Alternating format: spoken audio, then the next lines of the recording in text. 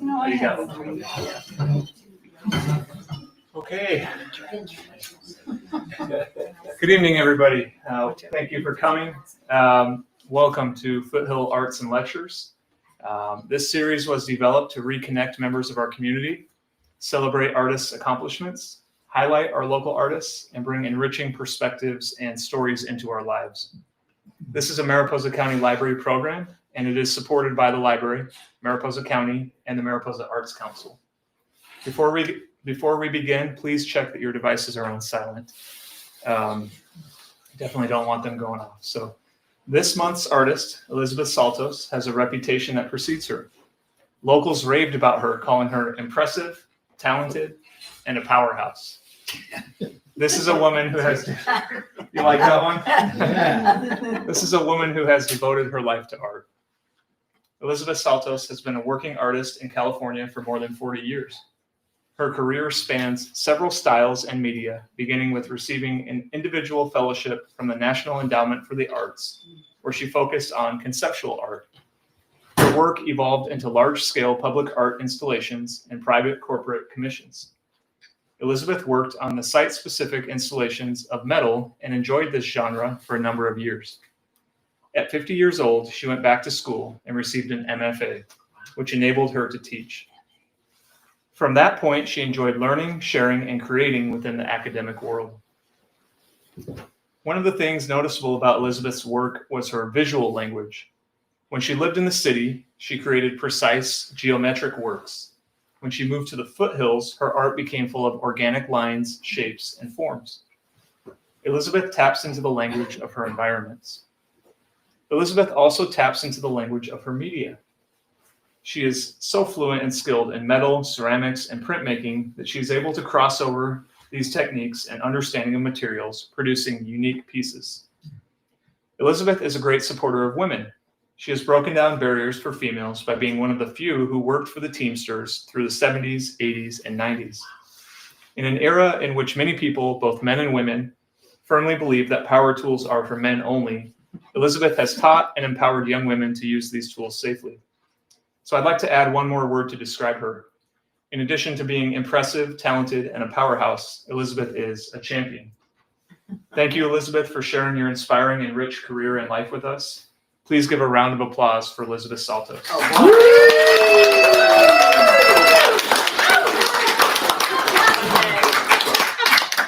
Wow. Well, I don't know if I have to talk after that. Thank you. And I have to thank Anna for inspiring me and inviting me, and for Penny and who was it, Penny and Diane, or Penny and Hannelore? I think Veronica. Veronica, yeah, they suggested that I get contacted to do this, so. We know you're a powerhouse. Yeah, we know. Oh, okay. Well, I'm a 76-year-old fading powerhouse. So do we. Okay, so anyway, yes, I'm from the East Coast, and I went to school in Connecticut and then in Texas by way of a very short-term hippie marriage.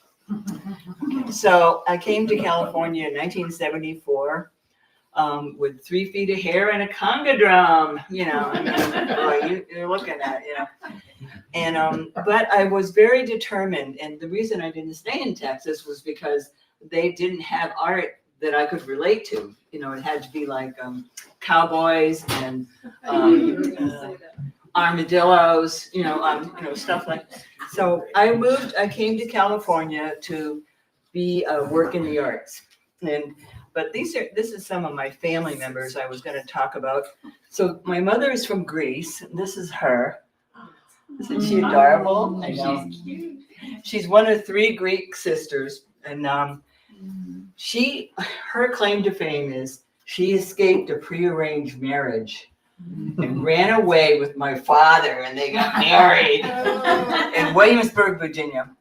But the real artist was the lady in the center, my great-grandmother, and she made things out of shells and feathers and beads, and I would go to her where she lived in New York State, and there'd be this wall of baby food jars full of all those colors and all those little objects.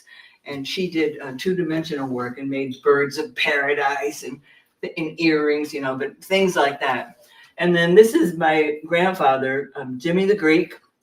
And he was just a real inspiration for me because he was such a free spirit. I mean, what a character. He never understood the telephone. He'd go, hello, Stukalo, Ticanis. He'd be yelling, and they're like, Papu, and also he never understood. We had wax fruit in a wax fruit bowl. Yeah. He did it. Okay, that's enough. What else? Oh, my father, who I don't have a picture of, was a craftsman. He was a maker. He made beautiful carpentry, all kinds of woodwork. He made stone walls. He made fishing lures. He made tool handles. But as we will find out, he didn't think as a girl that I should use the tools. So I had to hold the board and my brother used the saw. And later on, my brother became a CEO and I became a Teamster. Okay. So anyway, and really influential, this is my high school, which is quite a magnificent place. It's a regional high school, Norwich Free Academy. And this was the arts building, part of it. And that's Slater Museum, and there was a theater and a cast museum. So how am I, they're keeping my time. Miss Triplett, our spinster who ran the department, went around and cast fig leaves and put them all over the male sculptures. So we always got a big kick out of that, because just like her name sounds, really. And but they had I had jewelry, drawing, painting, silkscreen on fabric, sculpture. And one of my teachers, Mr. Urbanati, stayed up late with me when I was a senior and worked with me on drawings. I did pointillism, and I was smoking a little pot most days. Anyway, and I got a scholarship from that for my first year of college, which was very helpful.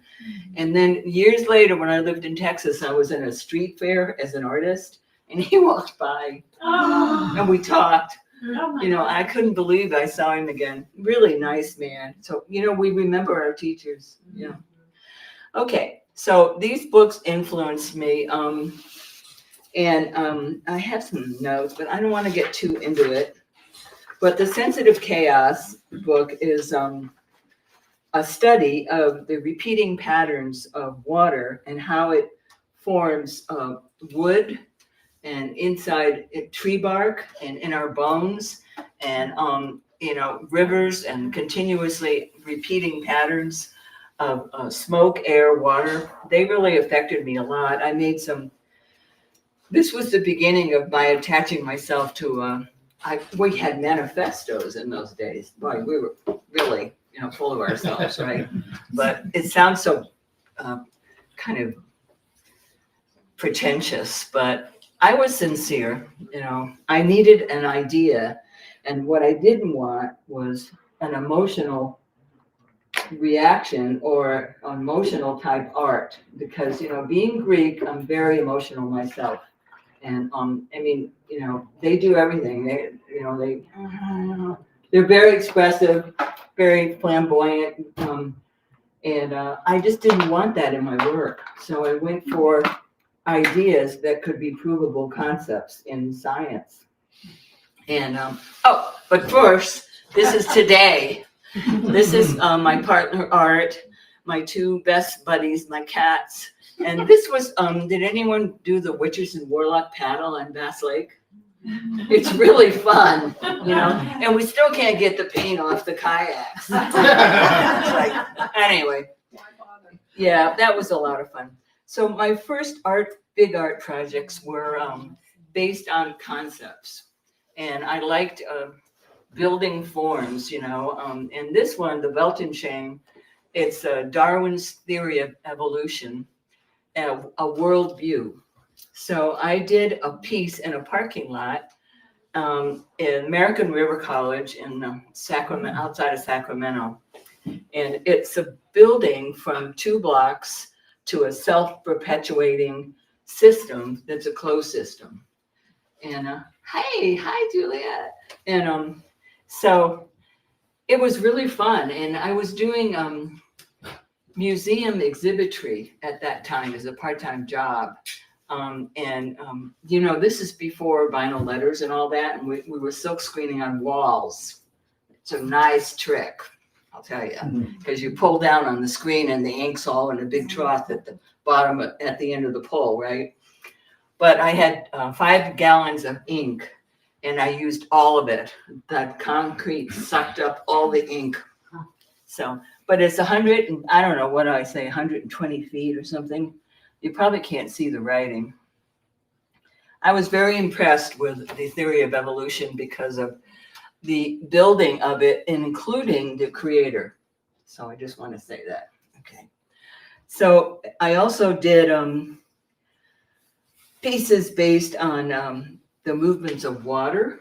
So I would look at the ocean, the waveform. Okay, let me get this straight. Moves and the water stays in the same place. And fresh water, the water moves and the waveform stays in the same place. So I would get entangled in these concepts and then have geometries that printed all of serigraph on paper I was doing then. And so from there, I went to Fort Mason. This is 1979. Probably half of you guys weren't even born yet. It wasn't an art center then. It was just a great big building. And this is the 3rd floor, I think. And there was a door that opened to the bay on the front, the back of it. But it was a huge, monstrous building. And I talked them into letting me have this solo show there. And I did 120 feet, and it's continuous printing every possible overlay of red, blue, and yellow to create a spectrum, a full spectrum. And I still have it because the paper's archival, and no mice got to it. So, but yeah, and so this got me a National Endowment for the Arts, and this was the last year I think they were giving individual fellowships. And what a kick, God, the federal government tells you you're a real artist, And so it was quite very helpful for my career, not so much financially, but intellectually and inspirationally. And yeah. And this is another part of because I had to, of course, fill every wall. So, gigantism is like a major theme I run into now, and I've had it all my life. It just has to be big, So I did every wall, and these are just different concepts that I worked out. That was really fun.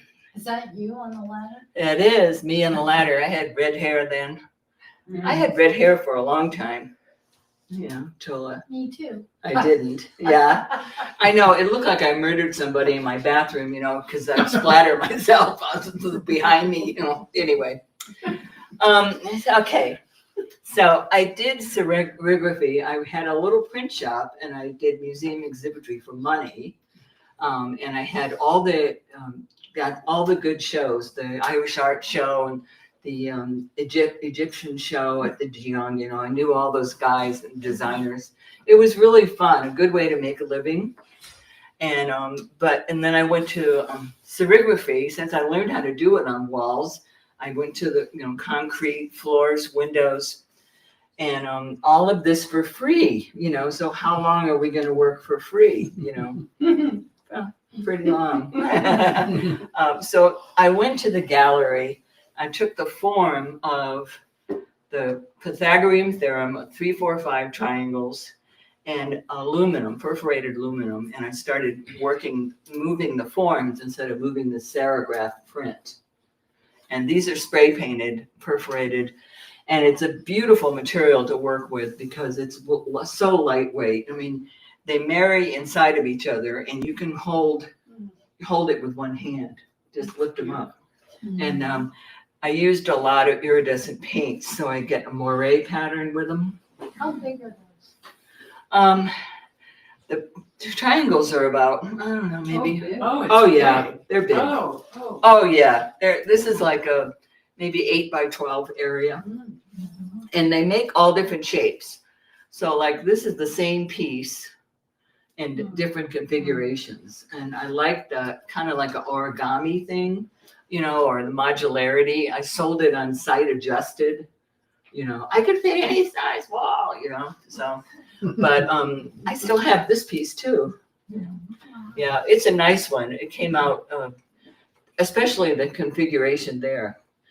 So I did these. I got in. I had a representative, Judith Litvich, who's still alive. She's elderly now, but she's a really an art for art's sake person, which is a rarity in Where is she? San Francisco. Oh, okay. And it's, you know, it's unusual because she would have just seminars where we talk to clients and show our work. And I mean, lots of non-commercial educational, you know, events. She's very inspirational, really cool lady. So from there, though, I did get into a couple of galleries, and then we start talking about percentages and all that stuff, the business of art. But this is a big show I had at the Bank of America in downtown San Francisco. I don't know if you remember when it was held up and they escaped on bicycles. So they're pedaling through the lobby, firing off guns. And I was like, hit one of my pieces, so you have to buy it, you know. But these are separate units, you know. There's 4 pieces. These are huge pieces. They're like 12x12. I stored them for like another 5 years after this.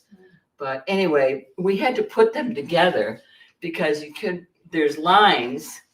And they have a system, and you have to cables, and you have to suspend the work. Oh, the way they hung it. Yeah, so we had to make backings.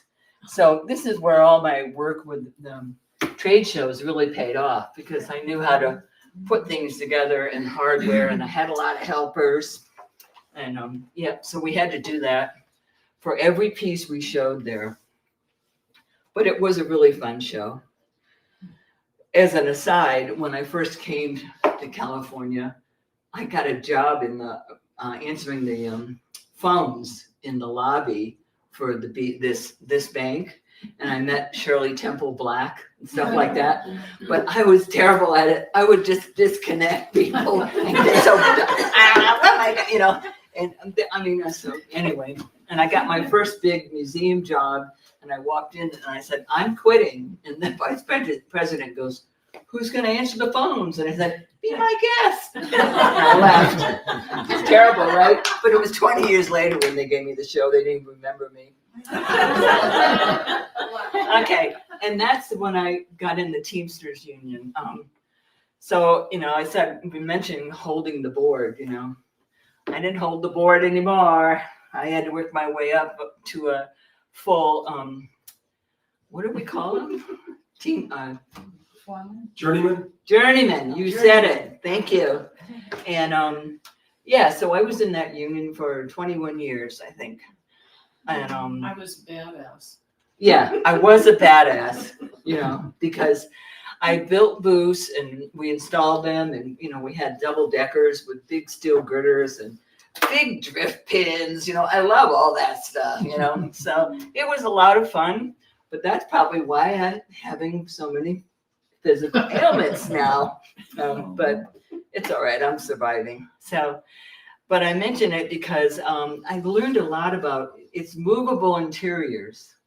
So you learn about putting things together and taking them apart and all kinds of new industrial materials and hardware. So I did this piece, and this is, I don't know how many sections, but it's about, I can't remember how long it is. I should know this. It looks big. It is big. And they're just galvanized sheet metal, and it's a building into a common mass center with just perpendicular, diagonal, and horizontal. And I just love that kind of logic, and it just culminates, So it's still there. They were very nice to work with. And I'm starting to get paid, this, which is good. And these are more the lightweight perforated aluminum pieces, and they can reassemble to make a lot of different shapes. And this one especially is good at it, because this is the same piece, the ones down below, and this one, which is about 12 feet when it goes across suspended, but they fit together and then they just hook underneath, and you can just do all kinds of things with them. They're very playful, and that's definitely, you can see moire patterns. So I like this piece. Those are soft and you reconfigure No, them? it's firm. It's perforated aluminum, but it's very lightweight. No, I roll them on a roller. I have a shears roller, a brake combination. You don't machine. take one apart and make the next one. Yeah, you can. They're all separate, and then they just slip into each other. Oh, okay. So you can do whatever you want. You can have them as single sections, or slipping inside each other, or all stacked in the same way. I get it. Very versatile material. And then this is that other piece, so they're different configurations. Say 8 feet, 6 feet. Yeah. This one I still own. It's on galvanized sheet metal, and I used the leftover paint from the Hewlett-Packard piece, because this is polyurethane. It's automobile paint. Oh, It's really expensive now. It's like $200 a gallon. So, but I like the galvanizing showing through the metal. yeah. that's- Yeah, that's it fun. will. It's nice. Regretfully, one piece I did for a building in downtown San Francisco, this is what's wrong with commissions. They came to my studio, they go, yes, we like it. Yes, it's perfect. It wasn't this one, but the same material. And then we went to the building lobby, rosewood wall, drilled holes in the wall, put the pieces up, and then they went, no, we can't have that. That's heating duct metal, because it is, right? Heating duct and Yeah.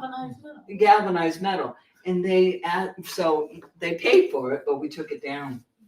Oh, bizarre. Yeah, that was one of my worst experiences. I was not supposed to share that with you today. Okay. All right. Stuff happens. Yeah. My poor representative, she lost her marbles over that, just about. Anyway, I started wanting to make bigger and bigger pieces. I love to make large stuff, so I started applying for public art projects. And I do have up here I did go to school for it later and wrote a guide for the public artists trying to help people, because it's so complicated, but it's not impossible. And the money's really good if you get in. You have to kind of break through a barrier, kind of like the male artists, they get the big bucks, but no sales tax, no gallery, very competitive, and you get to make really big shit. So this was, yeah, I know. It was so cute. Okay, this is the Pythagorean theorem, and I did a piece for a library in Sacramento. So that was it, and it was the window grills. This is part of a 2-part project. Is that still there? Yeah, it's still there. Oh, that's Yeah. wonderful. It is. Oh, And but when I first got the project, I was, of course, really happy. And I think it's a miracle, by the way, because I've sat on these committees now, and it's so hard for artists to get in. Especially new artists. But they're precast windows, and we went up in a cherry picker and measured each one, oh, and there was about a 12-inch variance. We had to make the grills to fit, a universal size, and then switch it out, so that you didn't get up there and have a major catastrophe, So, and they're powder coated, welded aluminum. So that was that, but the big one was inside the library. Yeah, and there was a lot of artists involved with this project too. Some really good work. And this is that. So this was the library charge desk. It's almost, I think, 200 feet in diameter, and I made this piece that wrapped around the whole thing. And this shows the drawing pretty good. Yeah. So it's about parallelograms in a book open and closed. And it's got relief on the flat parts of the desk.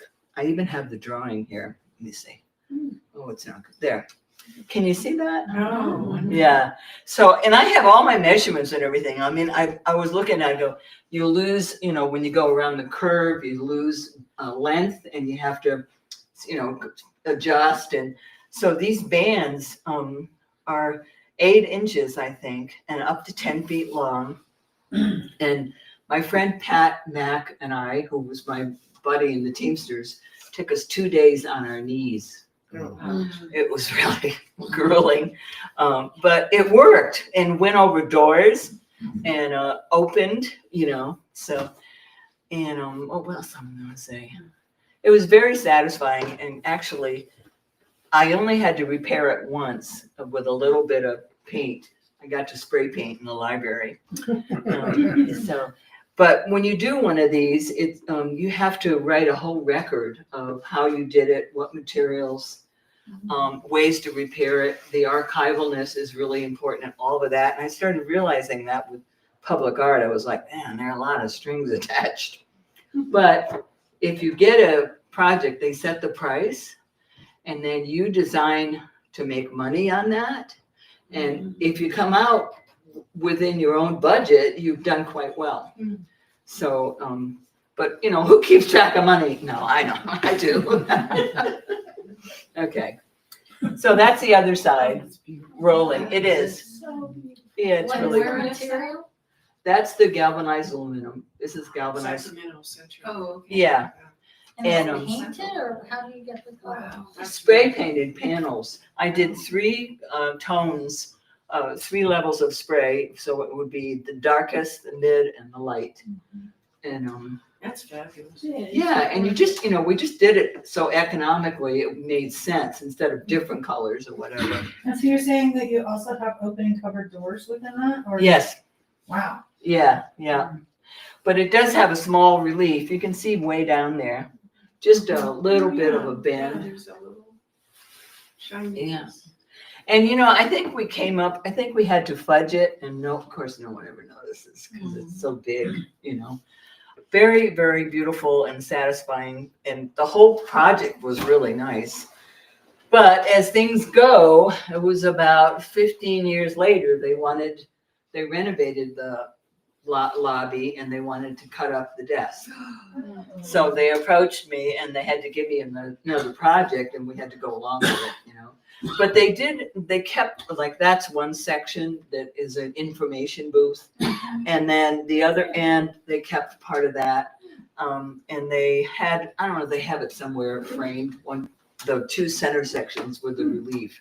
So they just took it apart and used it as art objects themselves, I guess you would say.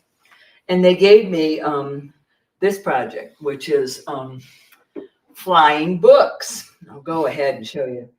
They were like that in the library. And this is a perforated aluminum with water jet ladders. So a lot of this is why the Teamsters work so good, because they do a lot of this for commercial exhibitry, and so I just took all the systems. But I had to make a light box, and wow, I'm at 30 minutes. I'm talking a lot. Okay, lifelong learning. I started with 3 languages. I ended with 12. Yeah, and so we did it. We listen, play, learn. We had to break it up because the inclusion aspect of public art is quite wordy and important, and you have to pay attention to it. And the community meetings, it was like I had to pay interpreters to do all these different interpretations, but they're so interesting, the letters, So anyway, This was a big project too. That's from outside. Okay. Oh, that looks wonderful. Yeah, it's fun. Yeah, and it's still there. So this is I talked about public art, and shortly after this, when I went back to school, I wrote a field guide and focused my thesis on public art itself and trying to help artists. And I actually got a list from the Los Angeles Art Council of certifiable archival permanent materials, and they revoked my being able to use it at the last minute because they realized I was going to publish this book for everybody. Oh my God. Anyway, it's really critical that you know what you're doing with it because you could be sued. So then this is another one in San Francisco, and it's a firehouse, and I did get to go down the fire thing. Yeah, on Girard Avenue. I sold the idea by saying these were geometric flames. But it was really fun, and I painted this in my studio. I have a fabricator, a standard sheet metal that I used for years, and that's the other thing you need is someone you really have a good connection with to do these big constructions, because those are like 12 feet on the angle, Wow. and I have my sheet metal break is 4 feet, so it's a midget. But it was a lot of fun. Yeah, we had a good. Oh, I know, I have a story. So I met with the architect at the beginning of it, and he goes, "Well, Miss Saltos, how big do you think your piece should be?" And I'm like, "Oh, well, the whole building." And he goes, "Don't you think that would dwarf the architecture?" So I got 25 feet. But yeah, that was funny. I think That's a great word. yeah. Dwarf. Yeah. This is another piece I did in architecture, Gensel Architect, on their office walls. And these are 5-foot triangles, silk screen on the glass, and then with transparency. So that was fun. It was temporary. Beautiful. Yeah, that was nice. That's really fun. Yeah. So now we have public art and community.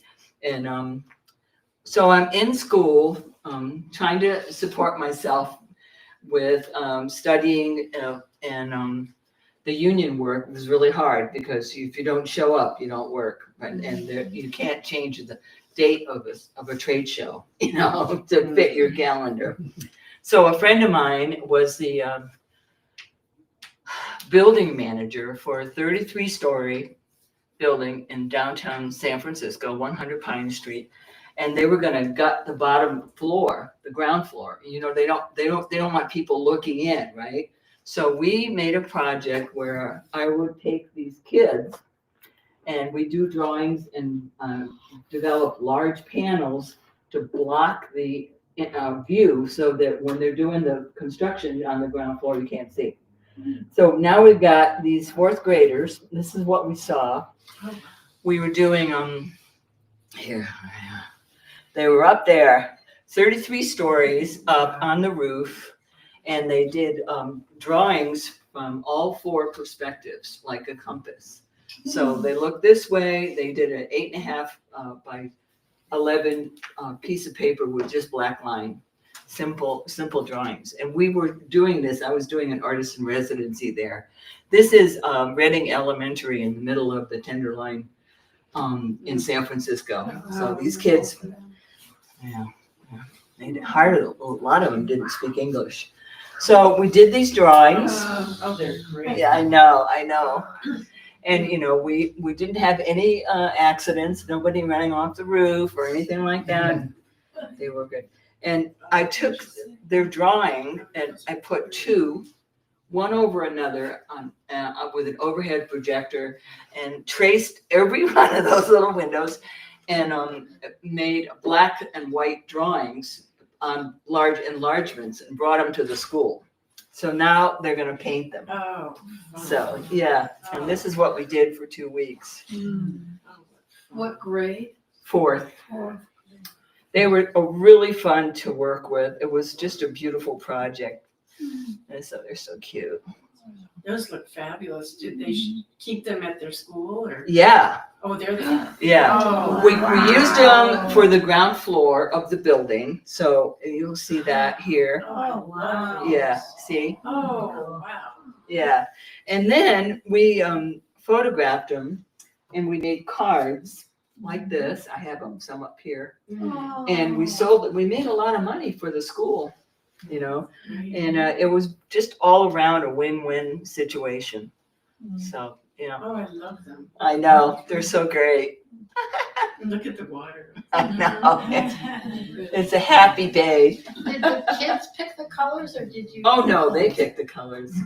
Yeah, they may not have all spoken English, but they picked colors and they did all the painting themselves. I never did any. And actually, I didn't put all the windows in. I let them do it too because I was worn out. Okay, so we did earn money for them, and yeah. So now I am 50, and I'm going back to school because I can't be a Teamster for the rest of my life.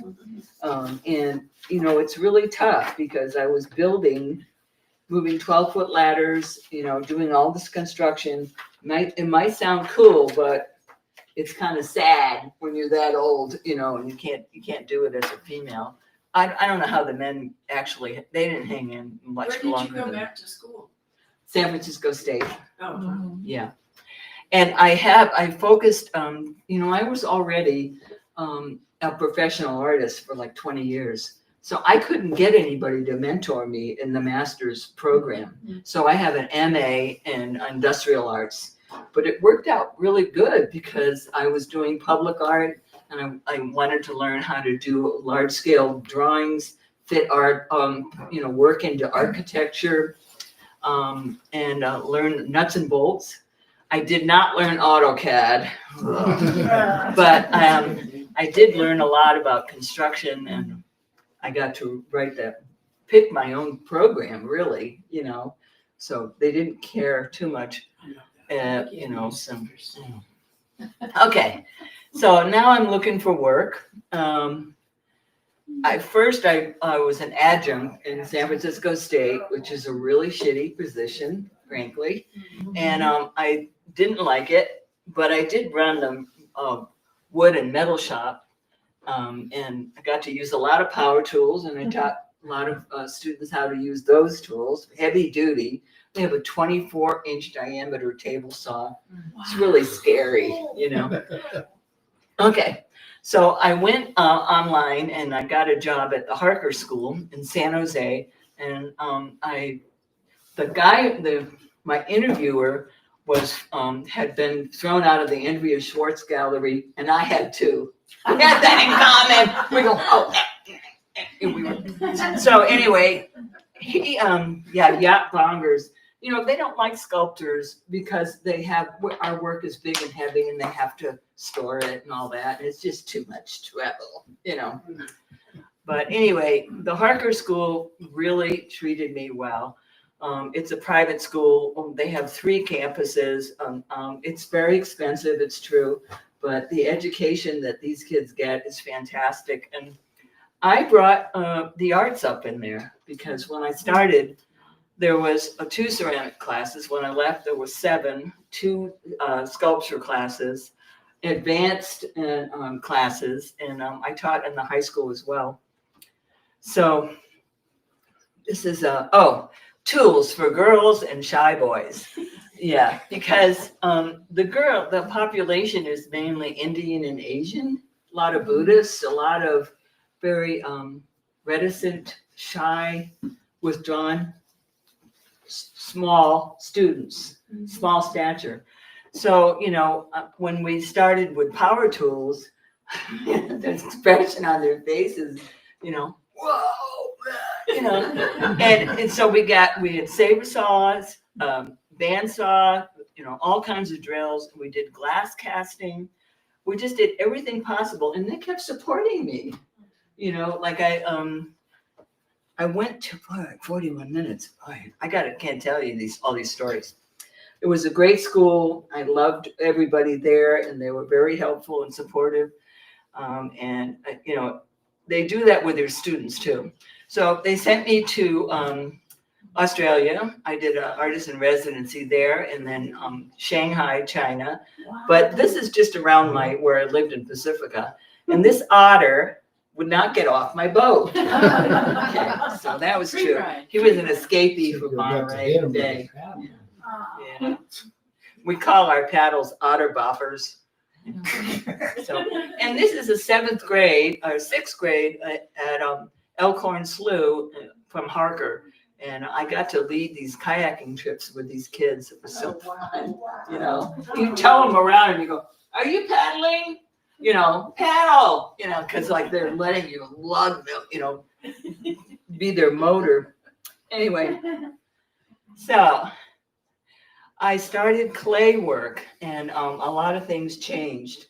So this is where Anna goes, "You need to explain what happened here."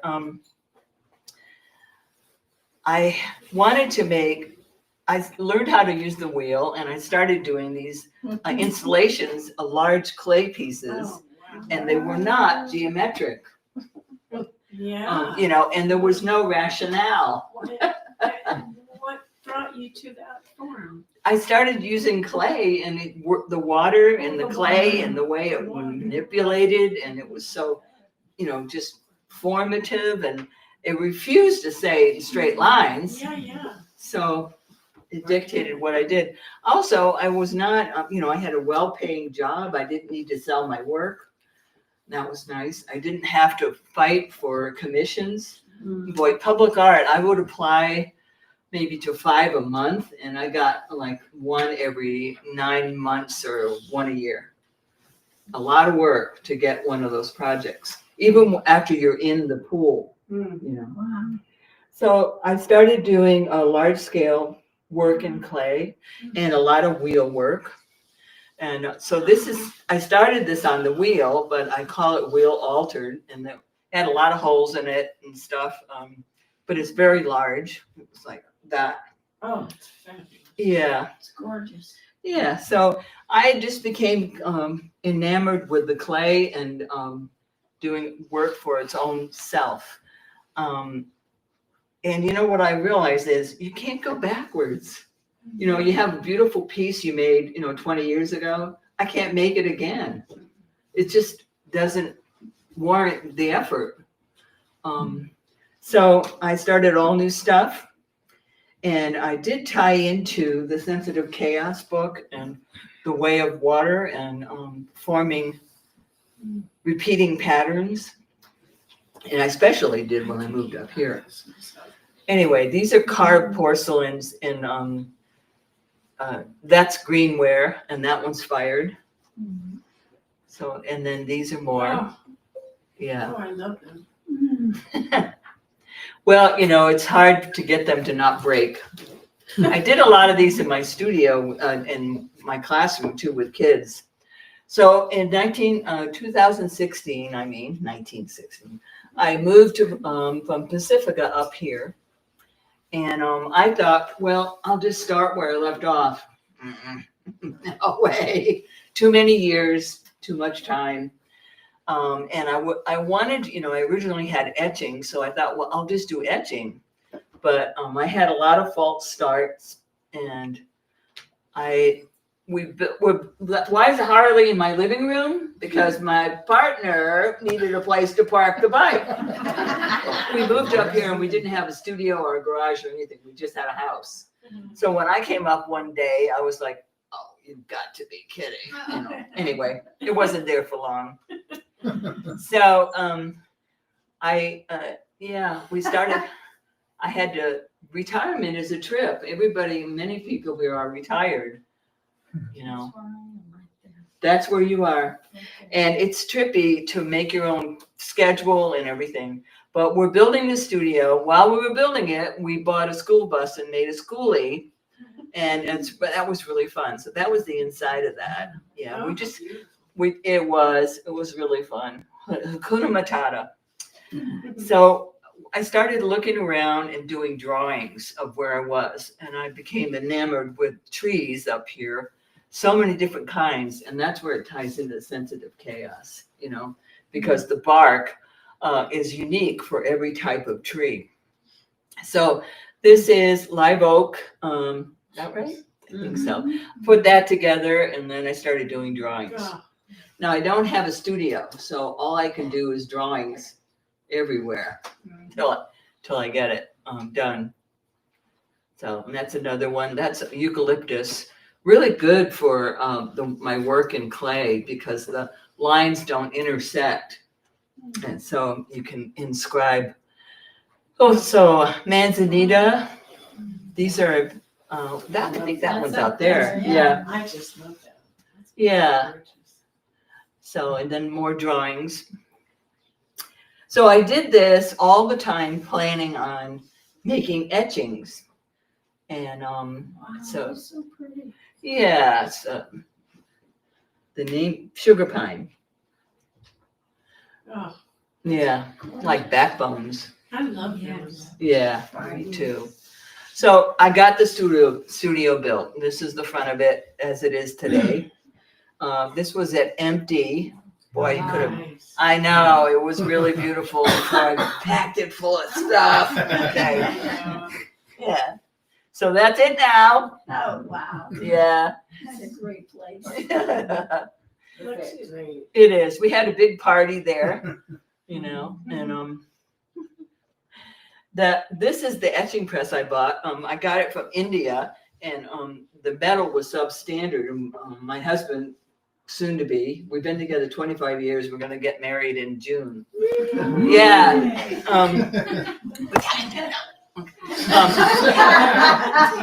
He had to rebuild the gears on it because I had so much pressure on the plate that it was like tweaking, Oh, no. Yeah, but it works. It really works. So these are the first etchings. Oh.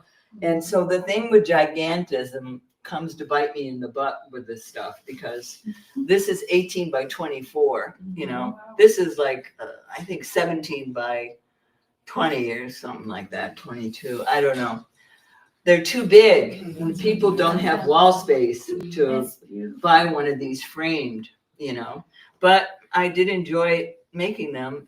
And I went ahead and I bought paper and I made prints.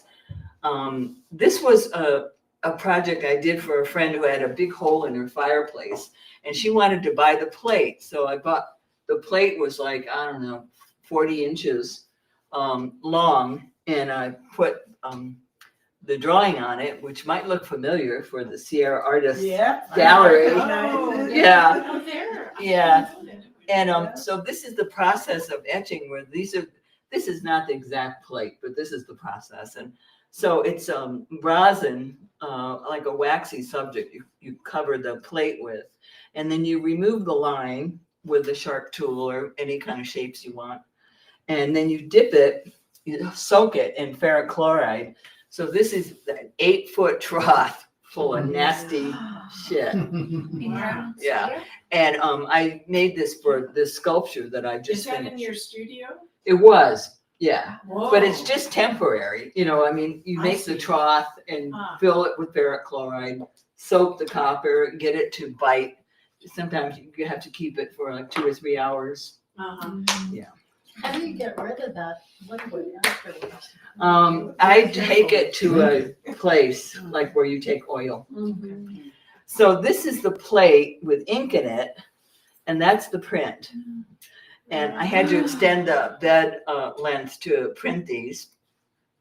And what I found out is I like the copper more than the plate, the print, because it's metal, right? This is the process pulling up on a print. It's not very good. Is it the one that's on your door? On the sides of your No, door? that's coming up. Oh. So I started doing work on the copper itself. And then I really liked the copper. Now you go. Yeah, it's fun. That's fabulous. So, and then I did fountains, that was fun. This is the door in my house. We put a door in that was smaller and we had to fill the space. And so I started making these side panels. And that's what Valerie was asking about. So, yeah. And it's very satisfying. And it's nice when these are thicker copper because I don't roll it. Then this one is rolled. Yeah. Okay, how are we doing for time? Wow. Okay. This is a piece I just finished. It's going to be installed in Valerie's yard. Yeah. Oh, So, it's wonderful. yeah. Will that be fixed or is it a kinetic sculpture? No, it'll be fixed. I would love to do kinetic, but I can't get to wrap my head around exactly how to do it. It looks The so bearings and. Yeah. So, but this is the etched lines business. Yeah. Okay.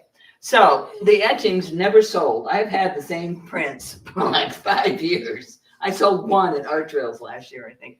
So I went into the copper, and then I thought the copper was again expensive and tying me into needing a commission or somebody to make sure it was sold. So I looked at the clay and I developed a process where I incised the lines and used copper carbonate. And so this was the first series of tree pots. I So- don't know what carbon. Copper carbonate, it's just a chemical. What is it? It's like I don't do a lot of glaze mixing, but it's a glaze component of. Yeah. It's a. Oxide. Powder. Yeah. It's an oxide right out of the ground. It's just coloring. Is it liquid or is it? No, it's powder, I see. but I'll show you how. So this is how I make this is an incised pot. So I'm gonna just show you the process of the incised line and copper carbonate because it's just so exciting, and this is one of the best parts.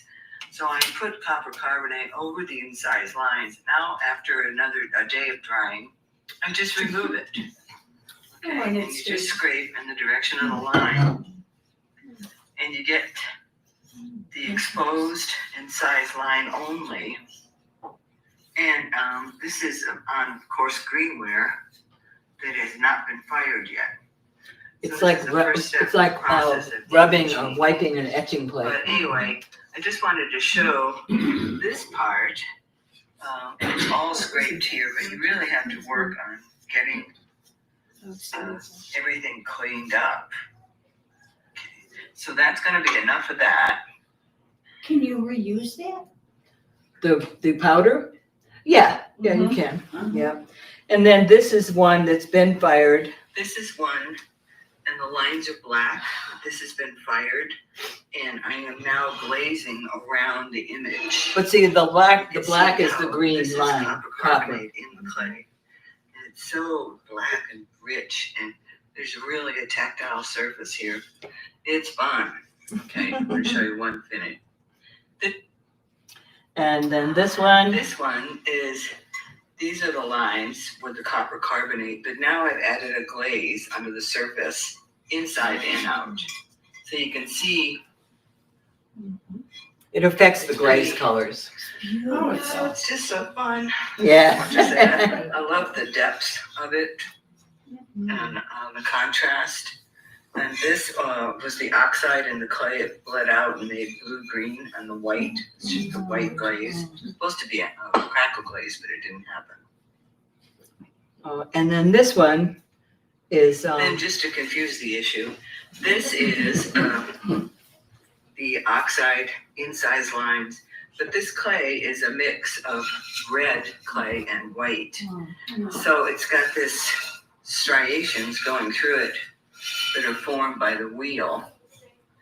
Okay. And I'm not gonna glaze it. It'll probably be waterproof, but it's pretty porous. It's not waterproof. I really don't care. I'm looking at artwork, not really functional things. And it probably won't leak. I don't see any holes. I should test it. Thanks. It'll seep. That's what happens. I have to seal them inside. Okay. Okay, I'm gonna move along here. This is the big mess I usually have. Oh, So. it looks wonderful. Okay. And then these, I started making urns, never thinking about using them for real remains. And you could fit your family in one of them. I'm kidding, that's a terrible idea. Economical. But yeah, economical. Is that one mine? That is Sarah's. Sarah's, Yeah. Sarah owns that one. Gorgeous. Pete and I are gonna go in that one together. Oh, yeah. But that's copper carbonate. Close up. It's wild. It's really like And it lead. really looks metallic when Yeah. when you look at it. It's Yeah. got that metallic sheen to Yeah. it. Yeah.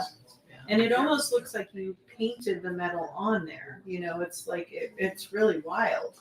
Yeah. How it It's, looks. I'm surprised it came out so good. I don't even know how I started this, but and then that one, I think that one's here. That's a really precious little pot, but it's like that red glaze is from has lead in it. I just fired something yesterday with it and it's so red. But you know what? You can't get it. I can't get it anymore. They made a one last recipe of it at Clay Planet and they sent me some and that's it. Supply chain deal It's is, rich. yeah, It's gorgeous. Toxic. it's toxic, but you're not gonna eat out of that. Yeah. Okay, It's art Don't though. lick it. yeah, don't lick it. So these are the pots, more pots. Yeah, and that's what we're doing now. This is today, my work. Yeah, and this one is a bare porcelain with just the oxide line, but I was gonna give Jerry Bosworth a push. This is a photograph he took of a split sequoia with lightning. It split right down the center. Oh my. And so that is the look of the inside of the tree. Yeah, and I bought the photograph a couple years ago. So yeah, it's really cool. This is a wheel. Started on the wheel and then ended with doing slab work with them, inside and out. Yeah, and then here carving with the porcelain. Yeah, I know. Oh, we're doing all right. We're almost at an hour. Are you getting tired? No, keep it So- going. This is a piece that's on the side of a Gateway Gallery in Oakhurst. And it's one of those metal pieces I put together in a different way to hang on the side. And Kirby Smith took the photograph. He's a great photographer. I really like his work. Anyway, that's one of my Buddhas and a table in the studio shot. Then these are temple vessels. They don't open. They're completely sculpture. Yeah, I did a lot of this with centering, and I had my students doing it too. We would challenge how high they could get, and they would practice. Because what I would do with them, I had a paper cup. I put a piece of slab around it, and then put it on a bat. I'm talking to the potter here, and then stick it, and then we would go, okay, we're praying now. We're doing the namaste. And they would actually get it, how to center, because it didn't have weight. They didn't have to push it. Little skinny arms, they're so weak. So that's the heart of the tree in the like, the center heart of the tree spindling up out of the stump. Well, I don't know. Maybe that's a good interpretation. Thank you. I just like, I studied looking at stupas and Hindu and Buddhist art and Nepal and all these wonderful forms, and I started making them. They're hard to make. Sometimes when I start to use the wheel, it's like either a good day or not. I don't know if you have that. You're probably more A hand professional. builder. I don't mess with that wheel. You don't do the wheel? No, hand builder only. Who makes those beautiful bowls? Trying. Oh She couldn't yeah, be here tonight. yeah. They make. This is the lady from the Clay Shack, Bootjack Clay Shack, and they make these nesting bowls that are so light. And when you try to pick up one of my pieces, it's not the same thing. Let's just say that. Okay. So anyway, the whole series of urns, and then last year I had a back surgery, so I started making these slab forms. And I, get ridiculous with how tall I can make it. So that just fits in the kiln. So yeah, they're fun. Oh, I love Yeah, Is that like 2 feet high or? it's 28 inches. That's the kiln. Yeah, and this one I love it. I call it what do I call it? Tiger lily. Oh, that's gorgeous. Yeah, it's so much fun. So Oh. yeah, and that's it. We got it.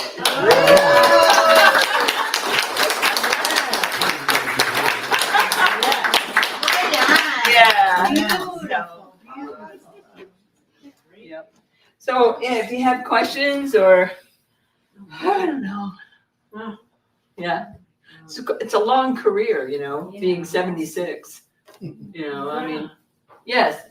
What project are you most excited to work in the future now? Well, I think I'm going to go back to clay, but I tore my rotator cuff and I'm having to have a surgery procedure, so I'll probably have to take it easy for a little bit more. Then I'll be doing it. I threw on the wheel yesterday and it didn't hurt, but it hurt today. Yeah.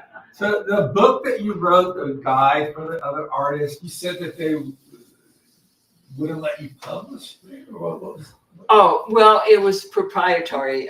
There was a list. They did a whole research on materials that are permanent, guaranteed, archival, it won't, colors that won't fade, paint that won't chip, things like that.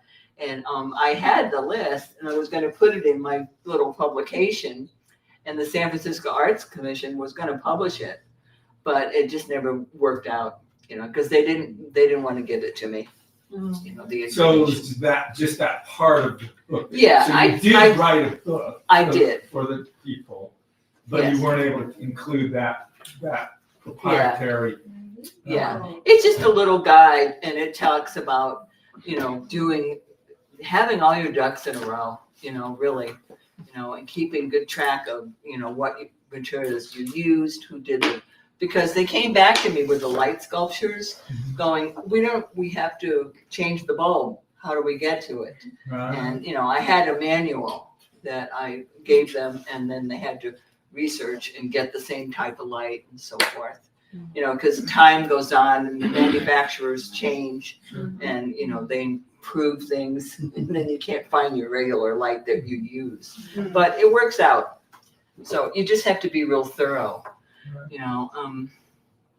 Yeah, when I sat on the panels, it was in Sacramento, and I can't remember the name of the project, but there was a graffiti artist that wanted to do a public project, and he had a lot of trouble, but he got it. He did end up getting it. So, has anyone here done public art? Yeah, it's fun, but it's just it's kind of intimidating, and then you have to go to a lot of meetings and listen to everybody and include their idea as much as possible without prostituting yourself. So it's possible. It really is. It's not that bad. I just give art away. I do that now. Yeah, I know. Is that public art? Maybe. Yeah, I think that is. So, That's great. but yeah, I like the aluminum pieces, but I don't like to use the spray paint anymore. I just don't want to work that hard. I'm kind of, lazy. Will you do any more of the metal work? Copper work? Copper and, Yes, I will. yeah. I will, because I have some copper Very still. exciting stuff. When you It is. do your copper work, do you protect it with like epoxies or anything, or do you leave? Oh, it no, clean thank out? you. Yeah, I clear coat it. Okay. Yeah, we did that with Valerie's piece. Because if you don't, like the one on the front of my building, it gets really dark, and then you wouldn't see the etched lines. So yeah, you have to clear coat it, and it changes a little bit then. Oh, and I was going to mention the other thing. Ceramics outdoors up here. Ugh, I had some real disasters. Oh, The freezing yeah. really is a problem, because the clay will expand with the water and then the glaze pops off. So I use a cement block, a clear coat, and I put like 2 or 3 layers on any pieces that go outdoors. It seems to work. I have one that was on the front of my studio that is, it shows wear, but it's still okay, And of course, when I was in Pacifica, I never had that problem. So I was up here. And then, yeah, I was like shocked, oh my God. Okay. So yeah, you have to do, the ceramics is harder up here. And, selling ceramics, I don't like to ship these things. No, they're too heavy. Yeah, too big. I did, the first time I shipped them to my family, everything broke. But I'm much better at packing now, but yeah, I have shipped them and sold some, but not too much. It's usually, that's why the local sales here with Mariposa and John is pretty good. Even that though, ceramics is not a fun art form to love to shows. Like No. your bins full of pieces. I know, but you know, you're the things that you guys make, I mean, they're so light and beautifully handed, you know, I mean, yeah, because I just do heavy stuff. You know, I did a series of small tree pots, but they fall over. You know, you put anything in it, it's so light, you know. So I don't know. Yeah. But yeah, I pulled out a beautiful pot today with blues and aquamarines, and it had a big crack. That's disappointing. Well, I don't follow directions well. You know, I take too many, I work against the nature of the clay a lot, you know, with some of these things, so I have to take responsibility for it. I don't know, they look exciting to me. Isn't it a thrill to open the kiln? Yeah. And Hannelore, we do pit fires at her place, and those have been really fun. Let's do some large pieces. Okay, yeah. Phyllis too, she's participating. It's like going into the ruins of Pompeii, you know, you get all the ash out and everything, and it's really a cool process, yeah. So the community up here has been great, you know, because when I moved up here, I felt pretty alone. I was like, you know, I got this idea of just being selling sculpture where, you know, and then etchings, they're too big. You know, they just don't sell. I don't know. They look great, but I don't sell. I also like to work large, and I do big ink drawings. But I sold a bunch of them, and then haven't sold any for years. Yeah. I don't know what it is. I don't They're either. expensive to frame. Yes, I have like, you know, when I got that National Endowment, it was $3,000, which in those days was a lot of money. And I bought paper that I still have. It's archival, right? Yeah. Rolls of d'Arche.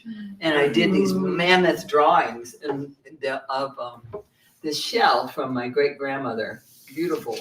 And I can't afford to cover it, you know? Yeah. Yeah, so I just have it on the wallpaper. But I love to work large with ink for some reason. Yeah. Really big, 60 by 48. Yeah. Yeah. Do you have sumi brushes?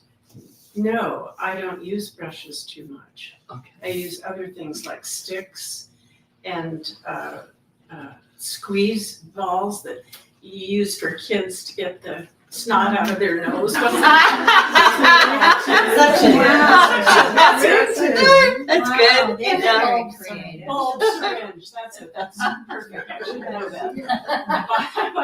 And I put the ink in there, and then I stand over a paper and move a whole bunch, my body, so that the lines are just really, and it comes out so fast, there's no going back and fixing anything. Yeah. They're wonderful. Do you have video of yourself? No. That'd be good. But I have the drawings, Yeah. I hope to do more, because I love that. At Harker, there were so many Asian students, you know, they'd go to China and I'd go, bring me back a sumi brush.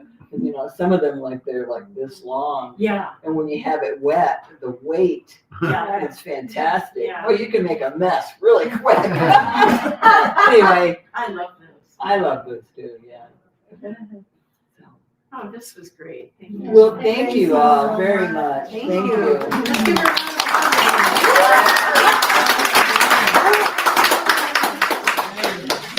a round of applause. What time is it? Oh, good. We could go eat.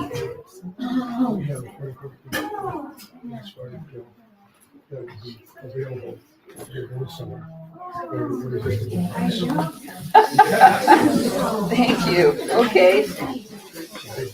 Yeah. Where would I put it? Well, that's the question. Our kill, the big ocean kill. Yeah. Come down the It's river, just- it's springtime down there. Yeah, I have a big hill too. Blue eyes. Really? Oh, yeah. You got another month. Yeah, that is exciting.